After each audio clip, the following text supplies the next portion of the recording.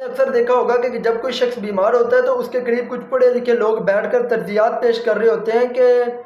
اگر آپ نے اپنی صحت کا خیال رکھا ہوتا تو آپ کبھی بھی بیمار نہ ہوتے، آپ نے نمک کا کم استعمال کیا ہوتا تو آپ بلڈ پریشر کے مریض نہ ہوتے، آپ نے چینی کا کم استعمال کیا ہوتا تو آپ شوگر کے مریض نہ ہوتے، اور فلاں فلاں۔ لیکن یاد رکھیں، انسان کی یہ تمام باتیں اور تمام تراغیب اس وقت تک قابل عمل ہے جب تک رحمت خدا آپ کے ساتھ ہے، اور جب آپ اپنا نقطہ نظر وسیع کر کے دیکھتے ہیں تو آپ کو پتہ چلتا ہے کہ ایک ایتھلیٹ کو بھی کینسر ہو سکتا ہے، اچھا بھلا چلتا ہوا انسان ٹھوکر لگنے سے گرتا ہے اور فریکچر ہو جاتا ہے، اپنی خوراک کا پراپر طریقے سے خیال رکھنے والا انسان بھی معدے اور جگر کا مریض بن جاتا ہے۔ یہ قانون قدرت کو سمجھنا انسان کی سمجھ سے باہر ہے، اور اسی لیے الطاف حسین حالی نے کہا تھا، جو عقل میں گر گیا وہ لا انتہا کیوں کر ہوا، پھر جو سمجھ میں آ گیا وہ خدا کیوں کر ہوا۔ اللہ سے